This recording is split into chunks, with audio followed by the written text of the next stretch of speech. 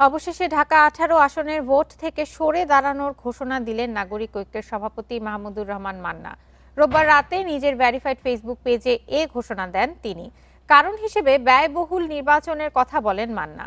জানান, ঢাকা ১৮ একটি বিশাল নির্বাচনী এলাকা। এই আসনে ৭.৫টি থানা এবং ৬.৫ লক্ষের মতো ভোটার রয়েছে। নির্বাচনের এই ব্যয় তার পক্ষে বহন করা সম্ভব নয়। এই কারণে তিনি ঢাকা ১৮ আসনের নির্বাচনী প্রতিদ্বন্দ্বিতা থেকে নিজেকে প্রত্যাহার করার সিদ্ধান্ত নিয়েছেন। এজন্য দুঃখ প্রকাশও করেন মাহমুদুর রহমান মান্না।